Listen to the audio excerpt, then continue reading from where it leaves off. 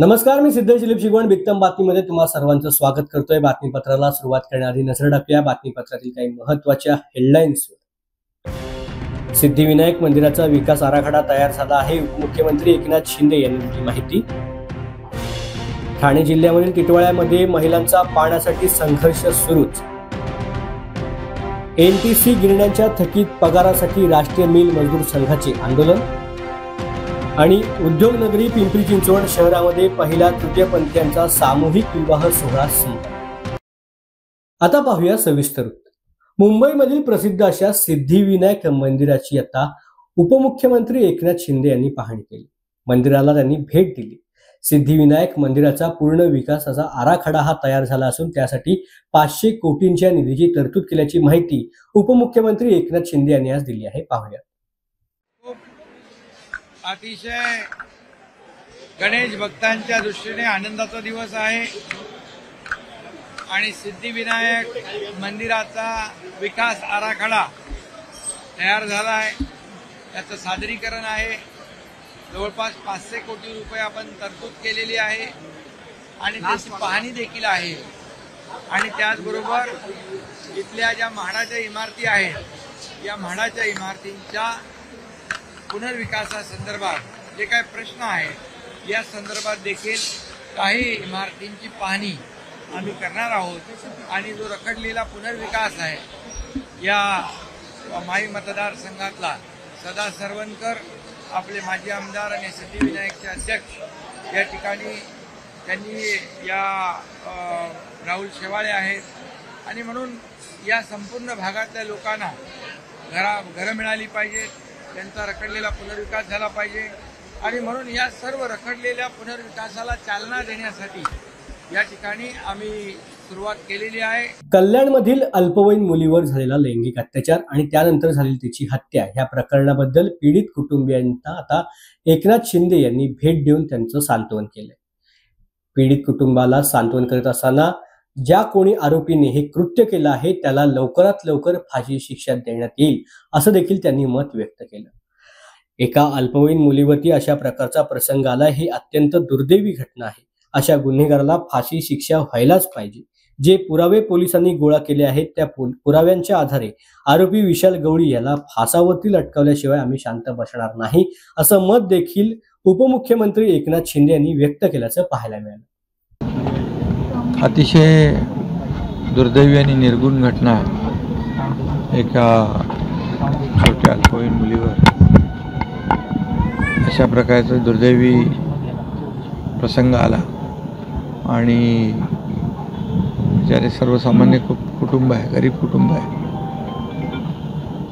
आणि अशा कुटुंबावर मोठा आघात आहे।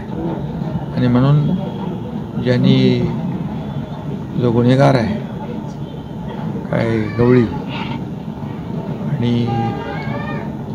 ही केस फास्ट ट्रॅकवर चालेल। उज्ज्वल निकम साहेबांची देखील मी स्वतः बोललो आहे आणि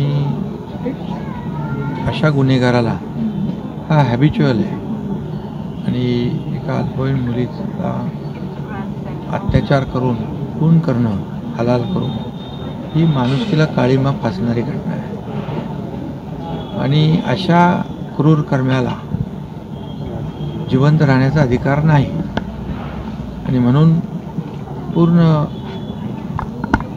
शासनाच्या माध्यमातून, पोलीस डिपार्टमेंटच्या माध्यमातून न्यायालयाकडे अशा गुन्हेगाराला फाशीची शिक्षा व्हावी अशी मागणी आणि तसा प्रयत्न आणि तशा 100% होणार।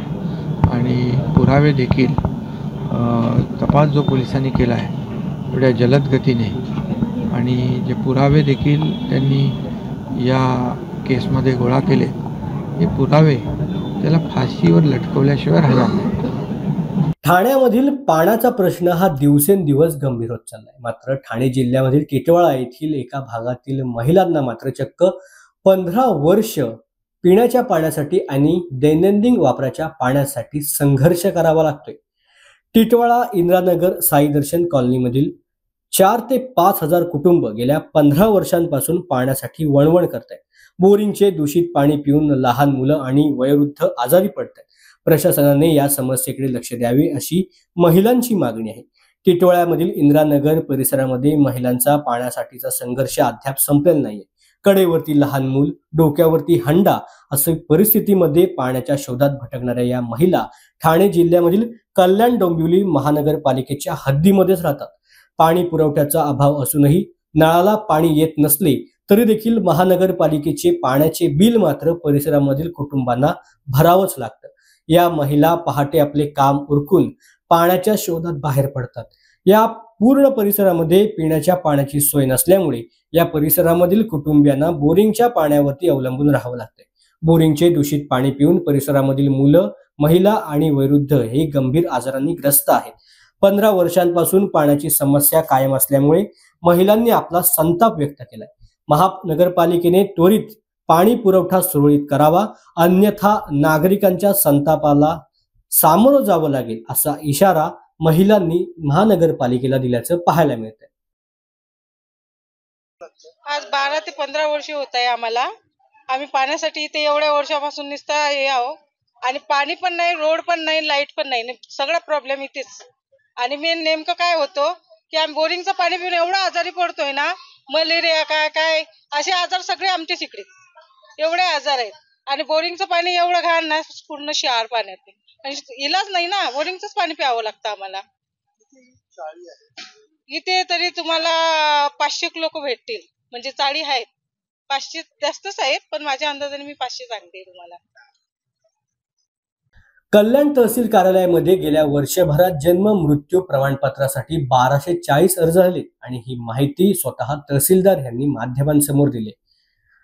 कागदपत्रांअभावी जवळपास 556 अर्ज हे वितरित केले, तर उर्वरित 684 अर्ज हे रद्द करण्यात आल्याची माहिती तहसीलदार सचिन शेळके यांनी दिल्याचं पाहायला मिळतंय. वितरित केलेले अर्ज, संबंधित अर्जदाराची संपूर्ण चौकशी, कागदपत्रांची पडताळणी हे बघूनच त्यांना वितरित केले गेले. बोगस कागदपत्र सादर करत जन्म मृत्यू दाखले मिळवण्याच्या घटना देखील अनेक घडल्याचं त्यांनी सांगितलं आहे. याच पार्श्वभूमीवरती आता कल्याण तहसील कार्यालय सतर्क झाल्याची त्यांनी माहिती दिली आहे.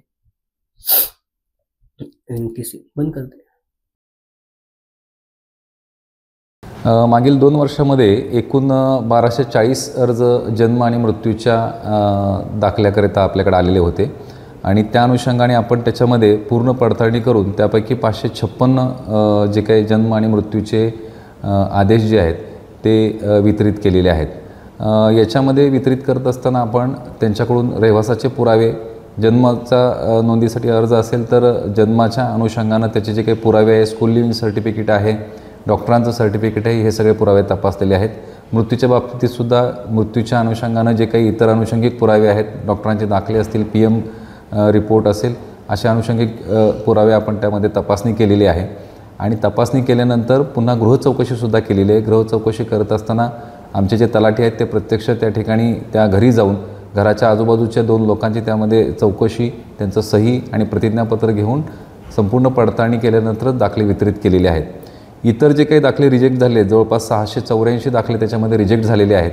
हे रिजेक्ट करत असताना आम्ही त्याच्यामध्ये जर कुठलं संशयास्पद असेल किंवा पुरेसे पुरावे नसतील किंवा त्यांनी जन्माच्या नोंदीबाबतचा जे काही तारीख नमूद केली त्या तारखेच्या अनुषंगाने पुरावे नसतील, मृत्यूच्या अनुषंगाने जे तारीख नमूद केली त्याचे काही पुरावे नसतील, तर त्या अनुषंगानं आम्हाला जर कुठलं गोष्ट त्यामध्ये सफिशियंट वाटली नाही तर ते आम्ही त्याच्यामध्ये ते नामंजूर केलेले आहेत. याच्यामध्ये जे 1240 अर्ज आपण प्रकरणं तपासलेली आहेत त्यामुळे पूर्ण प्रक्रिया तपासून त्याच्यामध्ये पेपर नोटीस देऊन हरकती मागवून आपण 556 अर्ज त्या ठिकाणी मंजूर केलेले आहेत. NTCच्या 4 बंद गिरण्यांमधील थकीत पगार मिळावा यासाठी आता कामगार आक्रमक झाल्याचं पाहायला मिळालं. त्यांनी आज संबंधित प्रशासनाच्या इथे आंदोलन देखील केलेलं आहे. NTCच्या 4 बंद गिरण्यांमधील कामगारांना महिनोन्महिने थकीत पगार मिळत नसल्यामुळे राष्ट्रीय मिल मजदूर संघाने पिलर येथील NTCच्या प्रधान कार्यालयामध्ये येऊन जोरदार नारेबाजी करत आंदोलन छेडलं. संघटनेचे अध्यक्ष आमदार सचिन अहिर आणि सरचिटणीस गोविंदराव मोहिते यांच्या नेतृत्वाखाली हे आंदोलन करण्यात आलं. या वेळेला NTC अधिकाऱ्यांनी शिष्टमंडळाला भेटण्यासाठी वेळ दिला नाही. त्याचबरोबर आमचे निवेदन आता दिल्लीमधील संबंधित अधिकाऱ्यांपर्यंत तरी पोचवा, अन्यथा आम्ही आमरण उपोषण करू असा इशारा आंदोलनकर्त्यांनी प्रशासनाला दिला आहे. राज्यामध्ये शिवसेनेचे 2 गट झाल्यानंतर ठाकरे गट आणि शिंदे गट ह्या दोघांमधील संघर्ष सर्वांनीच पाहिलाय. दोन्ही गटातील पदाधिकारी एकमेकांवरती टीका टिप्पणी करत असतात, त्याचबरोबर आरोप प्रत्यारोप सुरू असतात. दररोज ठाकरे गटामधील पदाधिकारी कार्यकर्ते हे शिंदे गटामध्ये प्रवेश करतायत आणि त्यांच्यामध्ये स्थानिक शाखेवरून मात्र संघर्ष होतो. मात्र रत्नागिरी ह्या संपूर्ण गोष्टींसाठी अपवाद ठरलाय. रत्नागिरीमध्ये ठाकरे गट आणि शिंदे गटाने राजकारणामधील एक वेगळा आदर्श सर्वांसमोर आणलाय. शिवसेना ठाकरे गटाचे रत्नागिरीचे नूतन तालुका प्रमुख शेखर घोसाळे यांनी शिवसेना साळवी स्टॉप शाखा नंबर 1 या शाखेमध्ये जंगी स्वागत करण्यात आलं. शिंदेच्या शिवसेनेमध्ये गेलेले माजी तालुका प्रमुख प्रदीप साळवी हे देखील याच शाखेमध्ये आपल्या कामासाठी बसतात. नव्याने शिंदे गटामध्ये सामील झालेले प्रदीप साळवी यांनी ठाकरे गटाचे नूतन तालुकाध्यक्ष शेखर घोसाळे यांचं स्वागत करत अभिनंदन केलं. त्यामुळे आता एकाच शाखेमधून दोन्ही शिवसेना नेते आपापल्या गटाचं आपापल्या पक्षाचं कामकाज करणार आहेत. दोघांनीही आपल्यात कोणताही वाद नसल्याचं स्पष्ट केलंय. त्यामुळे रत्नागिरी जिल्ह्यामधील रत्नागिरी शहरात आता शिवसेना 2 मात्र शाखा 1च असं चित्र पाहायला मिळतंय. महाराष्ट्रामधील राजकारणासाठी अनोखं आदर्शवत उदाहरण रत्नागिरीमध्ये आता पाहायला मिळतंय. मी काली बोललो होतो, आजी तुमच्या समोर बोलला की राजकारणाच्या पलीकडची जी दोस्ती आहे, दोस्ती जी हवी व्यवस्थित असते तेव्हा राजकारण पण सगळं व्यवस्थित होतं. शेखर घोसाळे जवळजवळ 30 वर्षापासूनचे माझे दोस्त आहेत. आज ते शिवसेनेचे तालुका प्रमुख झालेत. मी शिवसेनेचा माजी तालुका प्रमुख आहे. हे तुम्हाला एकच फक्त गोष्ट सांगणार आहे, या तालुक्यामध्ये जेवढे तालुका प्रमुख होते त्यांचे मातोश्रीवरून आदेश येऊन त्यांना बाजूला करून वेगवेगळे तालुका प्रमुख झाले. असा एकमेव मी तालुका प्रमुख आहे की मी शिवसेनेच्या तालुका प्रमुखाचा राजीनामा देऊन मी बाजूला केलेला आहे. त्यामुळे शेखरला तालुका प्रमुख होण्यापूर्वी बंड्या साहेबांनी शुभेच्छा दिल्या होत्या की नाही हे फक्त त्या शेखरच्या तोंडातून फक्त तुम्ही ऐका. शेखर काली दोस्त होता, आजी दोस्ती आणि उद्या माझा दोस्त राहणार. 2 वेगवेगळ्या पक्षांचे वेगवेगळे पदाधिकारी याच एका या शाखेला ऐतिहासिक महत्त्व आहे. कारण बाळासाहेबांच्या कारकिर्दीमध्ये शाखा सुरू झालेली होती. दोन्ही पक्षाचे नेते या ठिकाणी एकत्र बसून लोकांचे प्रश्न सोडवणार का? 100% दोघांची एक शिवसेना उद्धव बाळासाहेब ठाकरे असेल, एक शिवसेना असेल. दोघांचा जर अर्थ एकच केलात तर प्रत्येक गोष्टीमध्ये प्रत्येक वाक्यरचनामध्ये शिवसेना शब्द आहे, 4 अक्षर. त्यामुळे दोन्ही आम्ही एकत्र आहे. जरी ते त्यांच्या मनाने वेगळे असतील, मी माझ्या मनाने वेगळा असेल राजकीयदृष्ट्या. त्यामुळे आम्ही कोणी वेगळे नाही. जे राजकारण करण्यापेक्षा आम्ही जनतेचं समाजकारण ह्या शाखेमध्ये बसून करणार. तृतीयपंथी समाज हा इतर समाजापासून कायमच वेगळा राहिलेला समाज आहे. ह्या समाजाला देखील मुख्य प्रवाहामध्ये आणण्यासाठी शासन दररोज काही ना काही उपाययोजना करत असतं. इतर संस्था दररोज काही ना काही काम करत असतात. अशीच घटना आता पुण्यामधील पिंपरी चिंचवड या ठिकाणी घडल्याचं पाहायला मिळतंय. तृतीयपंथीयांचा राज्यामधील पहिला सामूहिक विवाह हा पिंपरी चिंचवडमध्ये नुकताच संपन्न झालाय. पिंपरी चिंचवड शहर हे उद्योग नगरी आणि कामगार नगरी म्हणून ओळखलं जातं. त्या ठिकाणी पहिल्यांदाच तृतीयपंथीयांचा सामूहिक विवाह सोहळा पार पडलाय. तृतीयपंथीयांना विवाहाचा हक्क मिळावा आणि त्यांना देखील विवाहाचं स्वप्न साकार करता यावे या उद्देशाने परिवर्तनाचा पायंडा या पिंपरी चिंचवड येथील नारी द वन संस्थेने एक ऐतिहासिक पाऊल उचललंय. या सामूहिक विवाह सोहळ्यामध्ये 5 तृतीयपंथीय जोडप्यांनी आपला जीवनसाथी स्वीकारत विवाहाच्या गाठी बांधल्या. तृतीयपंथीय वधूवरांसाठी हा विवाह सोहळा एक विशेष पर्व ठरलंय, कारण त्यांना देखील समाजामध्ये इतरांसारखा विवाह करण्यासाठी संधी मिळाली. या सोहळ्यात सर्व पारंपरिक आणि धार्मिक विधी पूर्ण करण्यात आले. साखरपुडा, हळदी समारंभ, वराडी मंडळी, सप्तपदी, कन्यादान, त्याचबरोबर वरात आणि संसार उपयोगी साहित्यांची भेट अशा सर्वच गोष्टींचा समावेश यामध्ये करण्यात आला होता. माझं स्वप्न होतं की मी लग्न करून एक बाईसारखा संसार करावा, आयुष्याला जोडीदार असावा. माझ्या आईवडिलाकडून मला ॲक्सेप्ट आहे, त्याच्या आईवडिलाकडून मला ॲक्सेप्ट आहे. त्याच्यामुळे कुठेही दुरावा नाही. कारण दुरावा होता तो फक्त कुठं या जगाचा. तर आजकाल जगाने ॲक्सेप्ट करणं ही फार महत्त्वाची गोष्ट आहे. कारण जगाने ॲक्सेप्ट केलं की आपले घरवाले कधीही ॲक्सेप्ट करतात. त्याच्यामुळे एवढंच सांगते की कुठलंही मूल कसंही असू द्या, आपलं मूल म्हणून जर आपल्या आईबापाने सांभाळलं तर ते मूल कधीही परक होत नाही. एवढं मी बोलतो. स्वप्न पूर्ण होतं. वेळ झाले बातमीपत्रात इथेच थांबायची. पुन्हा भेटू नवीन बातमीपत्रात. धन्यवाद.